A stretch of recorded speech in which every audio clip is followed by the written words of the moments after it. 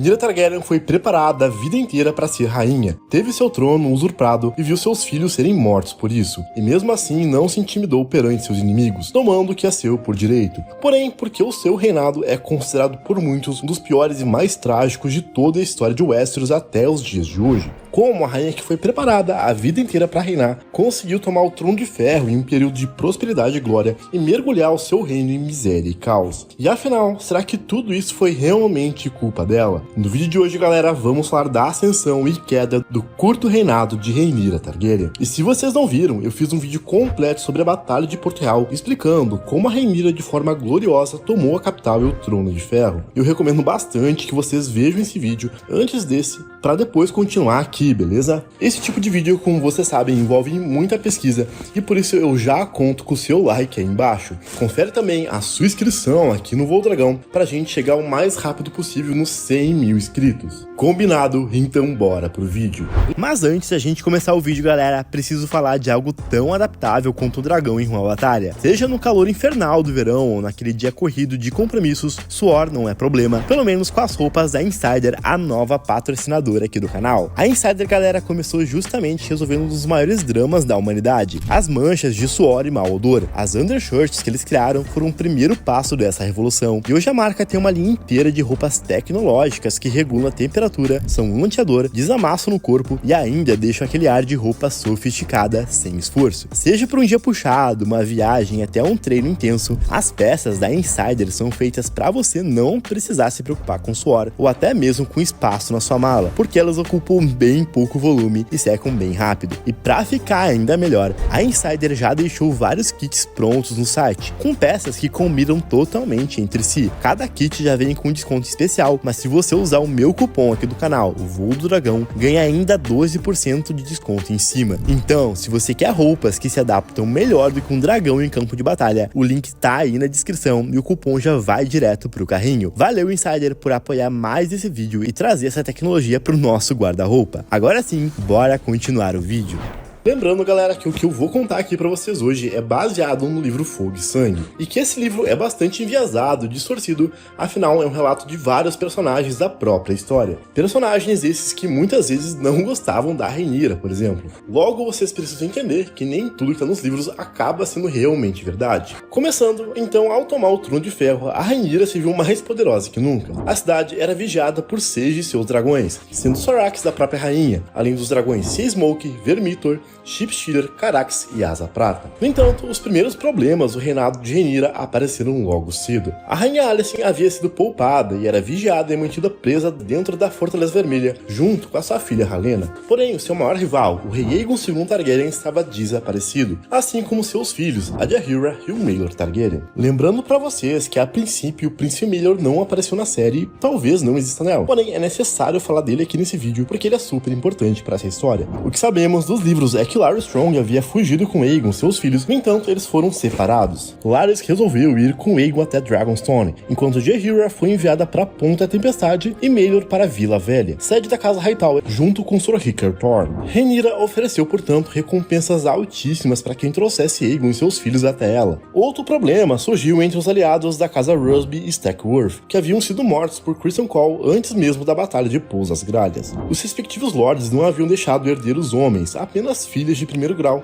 logo as casas estavam sem um líder. Daemon sugeriu a Rhaenyra que ambas filhas se casassem com Hugh e Elf, dando duas das suas sementes mais poderosas que montavam Vermithor e Asa Prata. Rhaenyra, no entanto, seguiu o conselho da sua mão, Corlys Velaryon, que sugeriu que os irmãos mais velhos de cada filha herdassem os castelos. Esse foi o primeiro sinal de ruptura de Hugh e Elf com Rhaenyra, que não se sentiam reconhecidos o suficiente pela rainha. Nada disso parecia um grande problema até então, quando a Rainha dos Negros encontrou os cofres de Porto Real totalmente vazios. Acontece que o Tyrion Lannister, que era o mestre da moeda do rei Aegon II, havia escondido todo o ouro da coroa antes da tomada da cidade. Dessa forma, a Rhaenyra se viu diante de um grande desafio. Afinal, como ela sustentaria o seu reinado e bancaria a guerra sem nenhuma moeda? Rhaenyra nomeou então o Lord Bartman Seltyn como seu tesoureiro e mestre da moeda, um homem com muito conhecimento adequado para o cargo. O Lord Seltyn imediatamente foi resolver o problema. Ele começou duplicando o imposto sobre o vinho e a cerveja, assim como colocou novas taxas portuárias que foram triplicadas. Os navios que se recusavam a pagar as taxas eram confiscados pela coroa e doados para a frota Velaryon, enquanto as sua mercadoria era vendida e comercializada. Celtigar também criou impostos sobre a propriedade de cavalos, desde mansões grandes da capital até mesmo sobre os barracos dos mendigos, isso de acordo com o tamanho que eles ocupavam. Nas primeiras semanas do reinado de Rhaenyra, dezenas de homens foram julgados e condenados à execução por dragões lá no Fosso dos Dragões. Logo, o Lord Celtigar teve uma ideia. Ele permitiu que todos viessem à cidade para ver execuções ao custo de pelo menos uma moeda de ouro. Dessa forma, os cofres de Porto Real foram reabastecidos e ficaram cheios, assim como a raiva e a ira dos comerciantes, plebeus, mendigos e até meretrizes de Porto Real. A rainha, que era antes amada pelo povo, ou por parte dele, começou a ser odiada. Em certo dia, quando passeava pela cidade, uma pequena revolta aconteceu e Rhaenyra foi chamado pelos seus súditos de Maegor com peitos, uma referência a Maegor, o Cruel, considerado o pior rei já visto na história de Westeros. No entanto, a rainha viu tudo isso como um mal necessário, imaginando que todos esqueceriam disso quando a guerra estivesse ganha e finalizada. Rhaenyra então ordenou que seus filhos fossem buscados e trazidos até Porto Real. O príncipe Joffrey, que estava lá no vale, e o jovem Aegon em Dragonstone vieram então para a capital morar com a sua mãe. Rhaenyra então preparou um enorme banquete nos jardins da Fortaleza Vermelha para nomear Joffrey como herdeiro do Trono de Ferro e príncipe de Pedra do Dragão,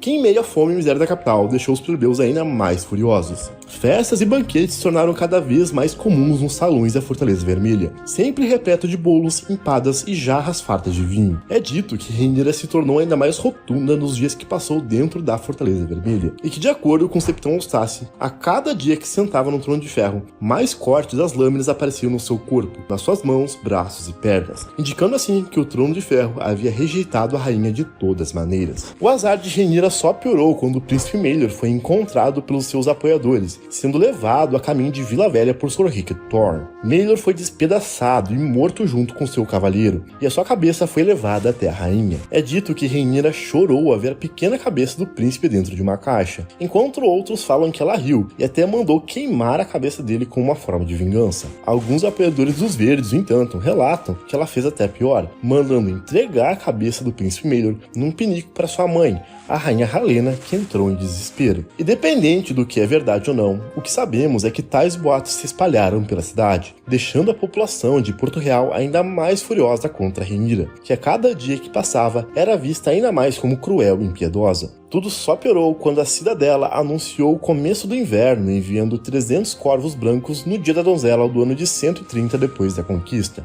Os alimentos, que já eram escassos devido ao frio e à neve, se tornaram quase inexistentes a partir de então. Rhaenyra havia esquecido que ela tinha sim a coroa e o trono de ferro, mas a guerra ainda não havia acabado. Aemon Targaryen, que havia tomado Harrenhal, agora queima os apoiadores da Rhaenyra com vigor nas terras fluviais. Criston Cole estava marchando para o sul, para se juntar às forças Hightowers, que estão indo em direção à capital. Eles possuem também Daeron e Tessarion, uma dragão esplêndida e poderosa. O rei Aegon, que havia desaparecido, logo mais poderia ser encontrado, encorajando ainda mais os verdes para tomar o poder. Somando isso, a péssima imagem da Rhaenyra e a situação que ela se encontrava, o Serpente Marinha propôs ela um meio termo. Ele sugeriu à rainha que ela enviasse Alicent e Rhaena para virar insetas pela fé do Sete lá em Old Town, que Aemon e Aegon fossem perdoados e enviados para tomar o preto na muralha, e que Jaehaera, a filha mais nova de Aegon, fosse protegida de Rhaenyra e futuramente se casasse com seu filho. O Serpente Marinha propôs que Rhaenyra perdoar as grandes casas, como os Hightowers, os Lannisters, os Baratheon, caso eles dobrassem o seu joelho, pois caso não fizesse, de acordo com o Serpente Marinha, a Rhaenyra jamais teria apoio de outras grandes casas nobres do reino. A rainha então decidiu pelo meio termo e enviou condições justas, segundo ela, caso seus inimigos se rendessem. Preparados para a guerra, Rhaenyra então enviou Daemon e Caraxes para as terras fluviais para buscar Aemon e Vhagar, enquanto Hugh e Ulf voariam com seus dragões para Tamlinton para enfrentar Daeron, Tessarion e as Forças Verdes. Ao saber dos planos de Rhaenyra, Alicent se ajoelhou para a rainha e implorou por paz, propondo agora para ela que os reinos fossem divididos em dois, alguns ficando sob o poder de Rhaenyra e outros de Aegon.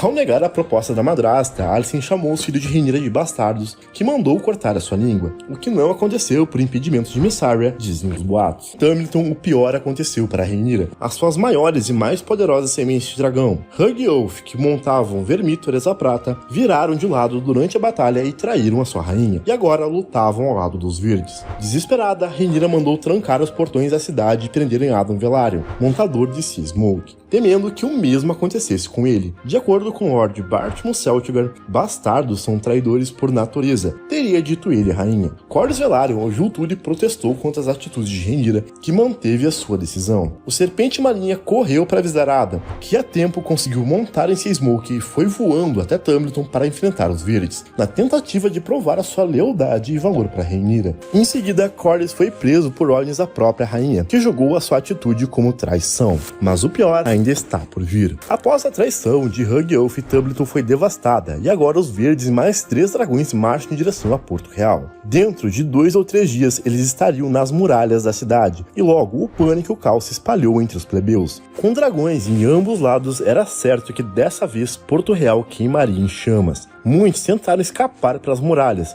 porém os portões foram reforçados e Rhaenyra impediu que qualquer pessoa saísse. Outros se esconderam nos esgotos e nas profundezas de túneis abaixo da Baixada das Pulgas. E no meio de tanto terror surgiu uma figura misteriosa. De cabelos e barba grisalha, pés descalços e roupas rasgadas, ele foi chamado de O Pastor. Ele pregou a noite inteira contra a rainha Rhaenyra e os dragões, alegando que ela e suas bestas eram culpados pela morte e destruição da cidade e de todo o reino. Segundo ele, os dragões eram demônios, enviados para destruir os humanos e, portanto, deveriam ser mortos. A cada hora que passava, o público em volta do pastor crescia. O que era uma dúzia no começo se multiplicou em uma centena. Em algumas horas, no final do dia, já eram alguns milhares. A prisão de Corlys Velaryon também havia condenado Rhaenyra, visto que mais da metade dos seus exércitos vieram de Deriva Marca. Muitos deles desertaram ao saber que o Serpente Marinha havia sido preso, enquanto outros se juntaram ao pastor. Não tinha como piorar, era o que pensava Rhaenyra, até que no amanhecer do dia seguinte,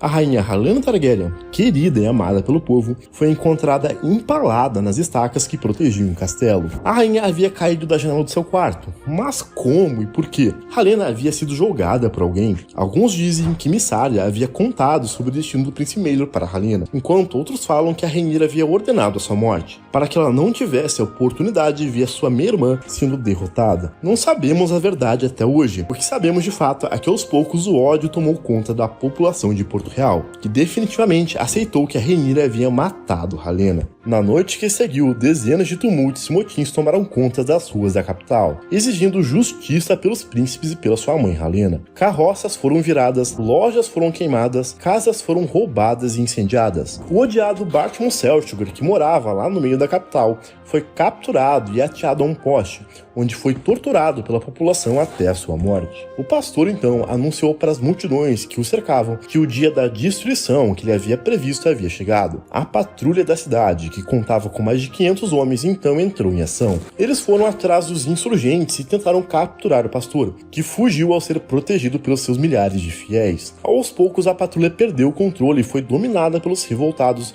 que estavam em um número muito maior. E nesse momento da história aqui, galera, nós temos uma dúzia de personagens que ainda não apareceram na série em ação, onde alguns são mortos ou contêm alguma revolta, que eu vou resumir aqui pro vídeo não ter mais de 1 hora, beleza? O que é importante saber aqui é que ao amanhecer a Rhaenyra se viu encurralada. É dito que a Rainha Negra se manteve sentada do Trono de Ferro durante toda a revolta, e que ela se agarrou com tanta força no Trono de Ferro que ficou com as mãos ensanguentadas quando tudo acabou. Enquanto seu filho, o jovem Aegon, estava ao seu lado, o príncipe Joffrey vestiu a sua armadura, implorando para sua mãe para montar o seu dragão Thorax para defender a cidade. Rhaenyra, obviamente, pediu que seu filho fizesse qualquer coisa, e mais tarde, no meio de tanta fumaça e destruição, o pastor apareceu novamente. Pregando contra a rainha maligna, o pastor disse que os dragões deveriam ser mortos, que eles eram demônios de carne e sangue e não deuses. O pastor então ergueu a sua mão direita e apontou para a colina de Rhames, onde ficava o fosso dos dragões. Eles foram marchando em direção à grande estrutura, e a cada milha que avançavam, mais pessoas se juntavam aos revoltados. Rhaenyra enviou mensageiros ordenando que seus homens protegessem os dragões, homens de muita honra, pois todos ali sabiam que era impossível conter tamanha multidão. Ao chegar no fosso, a população armada com tochas, lanças, facas e até pedaços de vidro entrou em confronto com os Dragon Keepers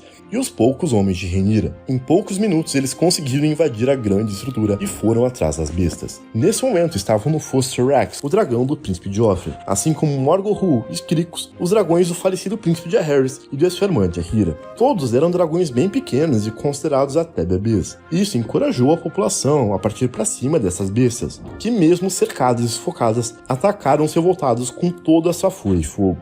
Dezenas deles morreram imediatamente, mas aos poucos conseguiram sufocar os dragões, que foram sendo extintos e mortos um a um. A situação era totalmente diferente para Dreamfire, a quarta besta que estava no Fosso dos Dragões nesse momento. Uma das maiores dragões ainda vivas, comparada tendo o mesmo tamanho de Carax ou Vermithor. É dito que Dreamfire soltou rugidos tão altos que as paredes da Fortaleza Vermelha balançaram e trincaram, mesmo estando do outro lado da cidade. O fogo que Dreamfire lançou sobre os homens do pastor fez com que o piso da grande estrutura derretesse imediatamente, se fundindo com seus homens. Lá na Fortaleza Vermelha, desesperado para salvar o seu dragão Tyrax, o príncipe Joffrey desobedeceu a sua mãe e sobe afobado em Syrax, que era a montaria de Rhaenyra. Forçada, Syrax levanta a voo, mas logo entra em desespero, devido ao seu montador intruso. Ela se chacoalha rapidamente pelos céus até derrubar o príncipe, que cai em cima das casas da Baixada das Pulgas e morre imediatamente. Rhaenyra então entra em pânico ao ver mais de um de seus filhos partirem e chora desesperadamente ao assistir tudo. Syrax, por instinto, então vai até o Fosso dos Dragões. Alguns acreditam que era para ajudar os seus irmãos, e lá ela é atacada pela população revoltada, que lança sobre o dragão dezenas de flechas e espadas, atacando até a morte. Dentro do fosso, em pânico, Dreamfire se solta das suas correntes e tenta levantar voo. Ao abrir suas asas, Dreamfire lança os revoltados para longe, e a dragão solta fogo pela boca, transformando a estrutura em um verdadeiro pandemônio. Dreamfire então se choca com a grande cúpula do Fosso dos Dragões, que desaba imediatamente em cima de todos, matando junto com todos os outros revoltados e dragões que ainda estavam vivos. Rhaenyra, assistindo tudo de longe, ficou pálida, depressiva e inconsolável. Todos sabiam que a partir de então Porto Real estava perdida, assim como seu reinado. Trono de Ferro, como nunca, não passava agora de uma cadeira com espadas. Desolada e sem saída, Rhaenyra juntou poucos dos seus homens que restavam